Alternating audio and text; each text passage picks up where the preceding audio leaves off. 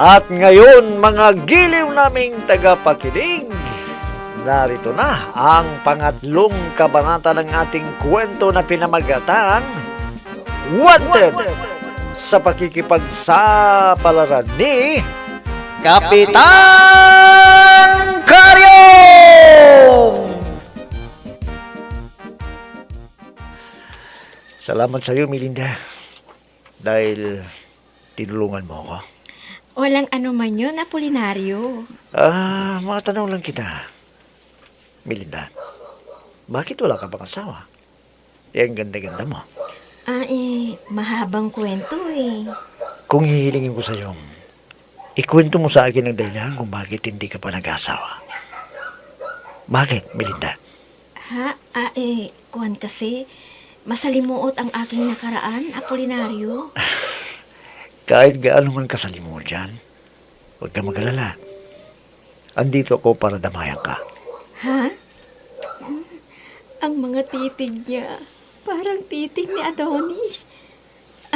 Apolinario, bakit mo ako tinititigan ng ganyan? Melinda, maniniwala ka ba kung sasabihin ko sa iyong the love at first sight ako sa iyo? Apolinario, ang kamay ko. Mahal kita, Melinda. Mahal na mahal kita. Apolinario, Apolinario, Apolinario. Ako rin, na love at first sight ako sa'yo. Apolinario, Apolinario.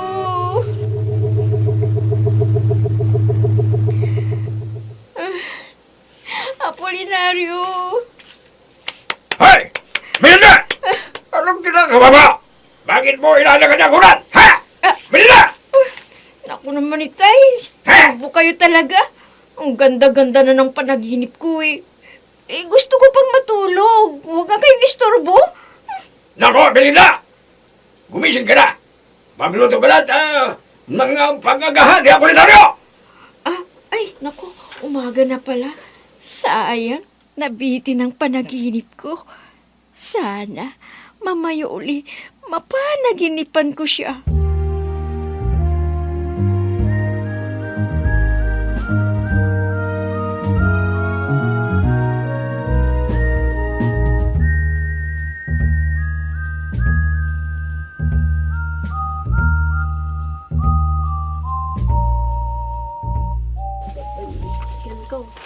Ano magandang... Mga kapatid, kilala niyo ba si Tirya? Yung dating tindira ng isda, ngayon ay tindira na ng buro. Ano nangyari? Kapatid pala yun lang. May kapatid pala siyang mas matindi sa kanya. Sa kalandian ng pag-uusapan. Nangagaw daw ng asawa yung kapatid niya. Kaya bantayan ninyo yung mga asawa.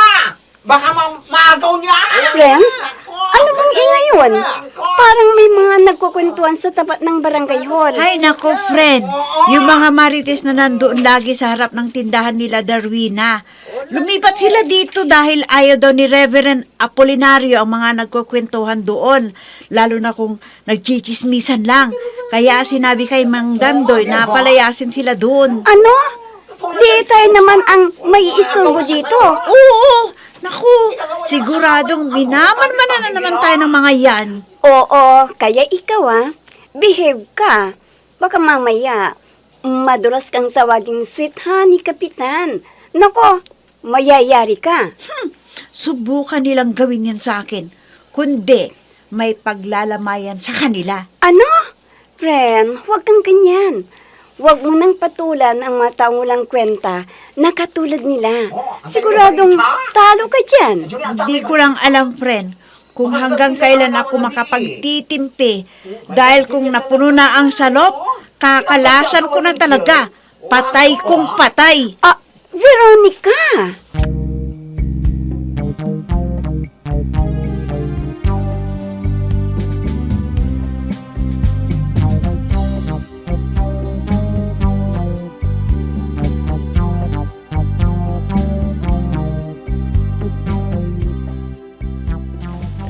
Pare Adong, kumusta nang pakiramdam mo ngayon?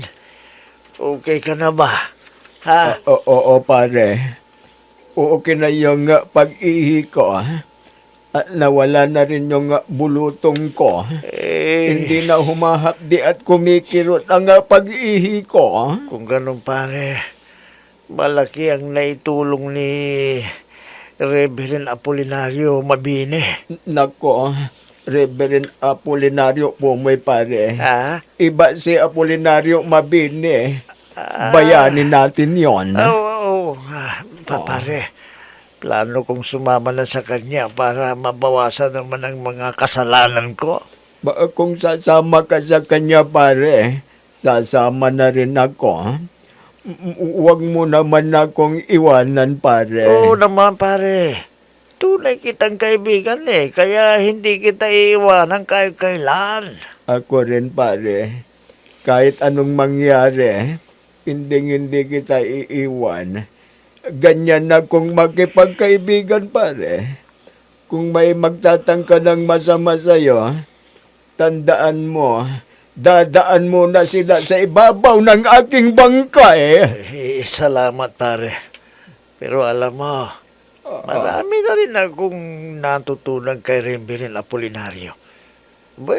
Tulad ng sinabi sa akin na pagtalikod sa kasalanan. Ako rin, pare. Yan din ang natutunan ko sa kanya.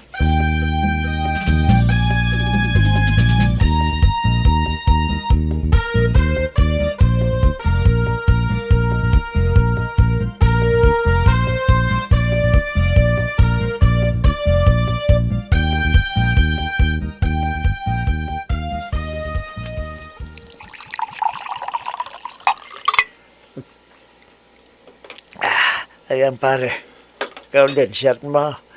Ubusin natin ito bago tayo matulog. Alam mo pare, marami na akong natutunan dito. Ako rin, pare.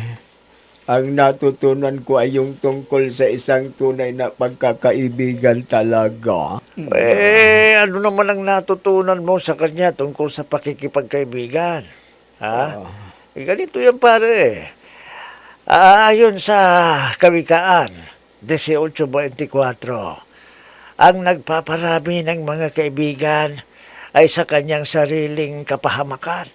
Ngunit, may kaibigan na mahigit kaysa isang kapatid. Sino yung kaibigan mo na may mahigit pa sa isang kapatid, pare? Siyempre, walang iba kundi ikaw yun, pare. Ito ang natutunan ko sa kanya ang nasusulat sa Juan. Pakinggan mo paring mabuti, Sige. Ayon sa Juan 15:14, kayo'y aking mga kaibigan. Kung gawin ninyo ang mga bagay na aking iuutos sa inyo, hindi ko na kayo tatawaging mga alipin. Sapagkat hindi nalalaman ng alipin kung ano ang ginagawa ng kanyang Panginoon. Ngunit, tinatawag ko kayong mga kaibigan, sapagkat ang lahat ng mga bagay na narinig ko sa aking Ama ay mga ipinakilala ko na sa inyo. Nako, pare. Oh. Hindi pala tayo nagtatagal na sumama sa kanya Marami na tayong natutunan na salita ng Diyos. Kaya lubos-lubusin na natin ito, pare. Tulungan na lang natin si Reverend Apolinario na magpakalat ng salita ng Diyos.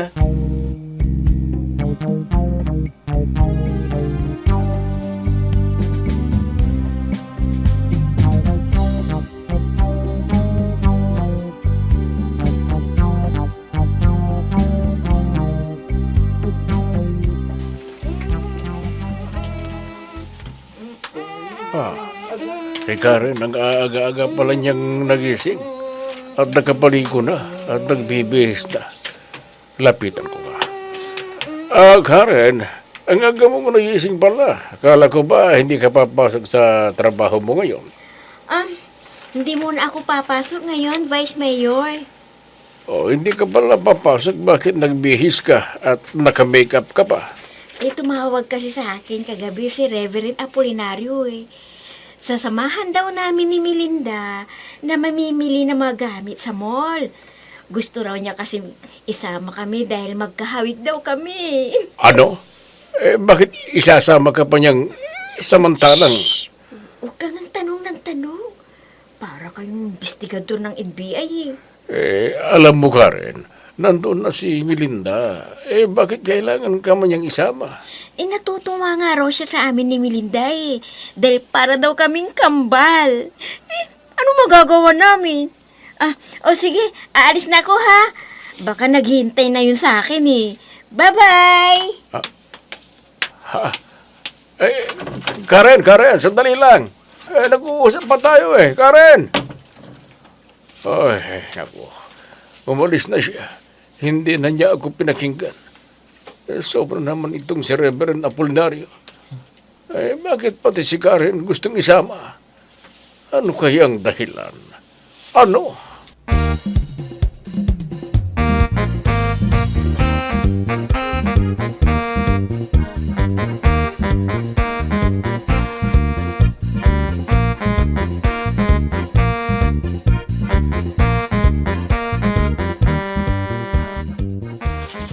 Ay, nakakainis talaga. Nakakainis! Nakipagbalikan pala ang upong na yun sa asawa niya. Kung ganon, papatulan ko na rin si Apyong. Ay, Bibang, pabiling na ng serbisya mo. Ikaw pala, Ate Punyang. Umagang-umaga, serbesa kaagad ang bibilhin mo. Hindi kita napansin, nandiyan ka pala. Oo, Bibang. Dahil may problema ako. At parang hindi ko na kaya ito, Bibang. Bakit? Ano ba yung problema mo? Baka pwede kitang damayan, sabihin mo lang. Bigyan mo muna ako ng serbisya para maumpisan ko na. Dahil gusto kong makalimot sa problemang ito. Lagi na lang akong nasasaktan. Sandali, kukuha kita ng serbesa. Ito. Ito, Ate Punyang.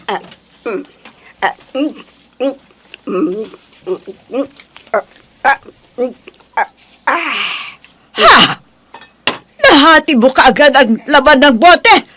Ay, naku, Ate Punyang. Talagang malaki rin ang problema mo, katulad ko. Ay, oo, Bebang. Sige. Kumuha ka na rin ng serbisa mo. Saluhan mo ako, Bebang. Gusto kong may kainuman. Magbukas ka na rin ng serbisa mo. Ako ang bahala. Sagot ko lahat ng iinumin natin. Pati pulutan. Sige na, Bibang. Mag-inuman tayo.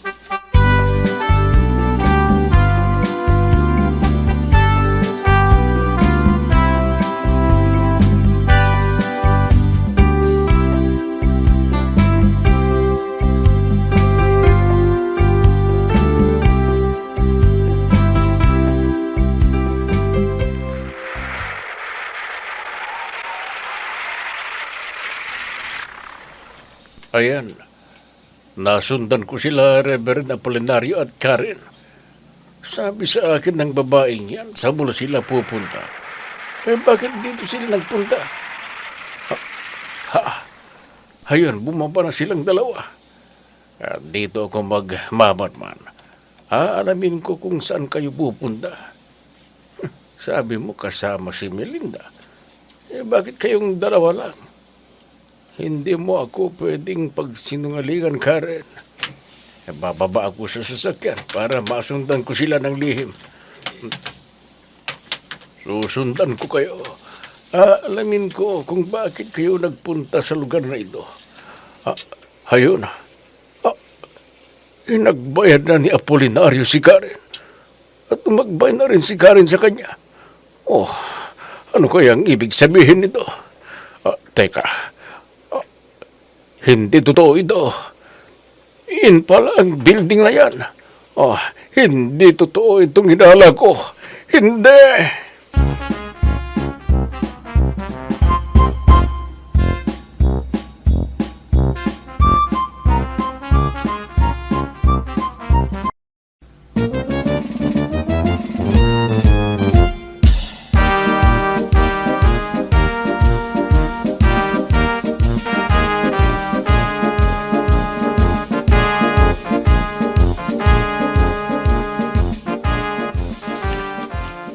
Alam mo, Ambreng, napakagaling ni Reverend Apolinario na mangaral. Ang daming naliwanagan dahil hindi nila masyadong naunawaan ang tungkol sa Diyos. Ha? Ay, tama yung sinabi mo, Benito. Tulad ni Anton at Intoy na bodyguard ni Congresswoman. Oo, yung mga bodyguard ni Congresswoman Andrea. Nako, sobrang mahilig sila sa chicks. Nang marinig nila ang paliwanag ni Reverend Apolinario, nako, itinigil na nila ang pagkahilig nila sa chicks. Oo, Ambreng. Talagang magaling si Reverend Apolinario. Alam mo, idol ko na siya ngayon. Ako rin, Benito. Idol ko na rin si Reverend Apolinario. Hey! Breng, Benito! Kap, Tama na nga yung pagyayabangan ninyong dalawa. ay ka pala, Kap. Ba nagkukwentuhan lang kami ni Ambreng. Dahil bilib na bilib kami sa husay ni Reverend Apolinario na mangaral. Tama na yan. Maglinis nga kayo dito sa barangay hall. Ha? Ang dumi-dumi na eh. Nasaan ba sila, Pineng at Veronica? Wala pa ba sila rito? Ay naku, Kap. Palagay ko hindi pupunta ang dalawang yun dito ngayon. Ha? Bakit hindi sila pupunta rito? Kasi, Kap, ganito yan. Narinig kong usapan nilang dalawa kahapon na hindi sila papasok ngayon. Dahil may pinagagawa raw sa kanila si Reverend Apolinario. Ano? Pero may pinagagawa ko sa kanila eh. At usapan din namin na maaga sila para madaling matapos yung papagawa ko sa kanila. Naku, Kap, baka nakalimutan. Ha? Nakalimutan nila yung usapan ninyo kaya pumunta sila dun. Buwisit. Ang mga walang hiya. Ang linaw-linaw ng usapan namin kapon. Tapos, hindi sila pupunta dito. Sinong gagawa ng pinapagawa ko sa kanila? Sino?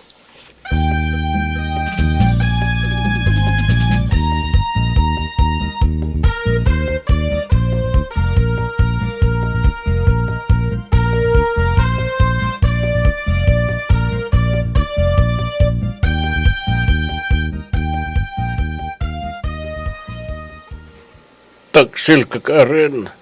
Sabi mo sa akin nagpasama si Reverend na mamimili ng mga gamit. Yun pala, niloko mo lang ako. Tama yata ang hinala ko. May relasyon na sila ng Apolinario na yon. Sayang, bilib na bilib pa naman sana ako sa Reverend Apolinario na yon. Yun pala, pati chicks ko tinalo. Oh, hihintayin kong uuwi ang Karen na yon. Hindi ako magpapahalata na may alam na ako tungkol sa kanilang dalawa. Ayaw kong lulukuhin mo ako, Karen. Ha, nandiyan na sila. Inihatid na ni Apolinario si Karen. Bye-bye, Reverend. Ingat ka, ha? May pababay-babay ka pang animal ka. Hi! Honey, nandito na ako. Mabuti naman at nandito ka na, Karen. Mag-usap nga tayo. Honey, pagod na pagod ako. Pagod na pagod dahil galing kayo ni Apolinario sa inn. O, huwag kang magsinungaling. Aba, bakit ako magsisinungaling? Totoo naman na galing kami sa ine. Sabi ni Reverend, masikip, makipot daw. Ano? O, ayan. Inamin mong nag-in kayo at sinabing makipot ka pa at masikip. Anong ibig sabihin yan? Mas malaki ang sa kanya. Ganun ba, Karen? Tanga, hindi kami nagganon, no? Kundi isinama niya ako dahil kinausap namin ang may-ari. Dahil may darating na bisita si Reverend at doon niya patutulugin. Diyan ka na nga. Ang dumi-dumi ng isip mo. Ha? Ganun pala yun. Mali pala ang hinala ko.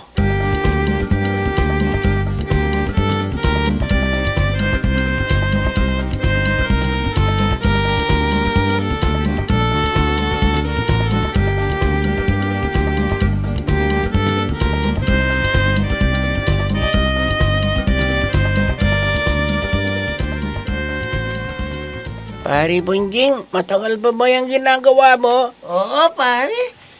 Napakahipi naman ang pagkakakabit nila ng gulong ng sasakyan. Bilisan mo na, baka biglang lumabas ang nagmamayari niyan. Ha? Sige, kunin pa natin yung isa para tigisa tayo at magkakapira na tayo.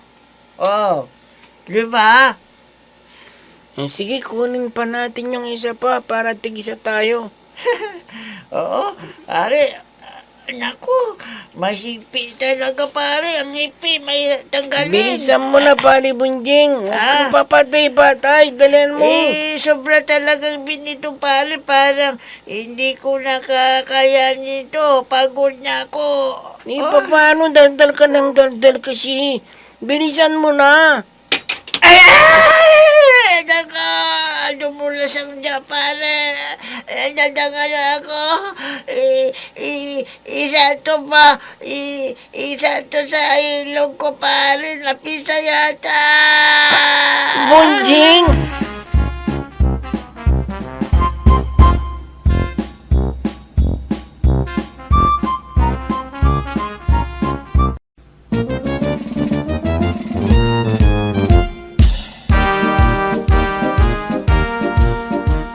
Ano kaya ang mangyayari kay Bunjing?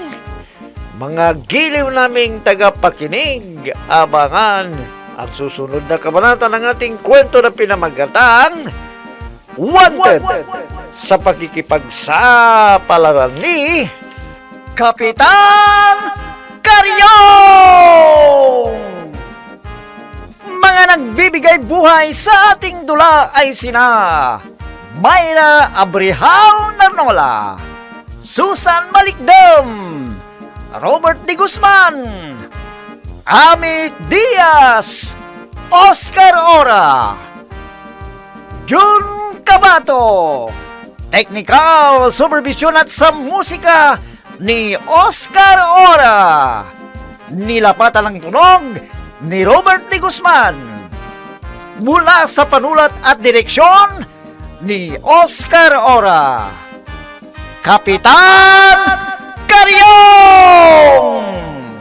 Inihahandog sa inyo ng F3 Recording Studio para sa pambansang radyo ng Pilipinas, Bombo Radio Philippines!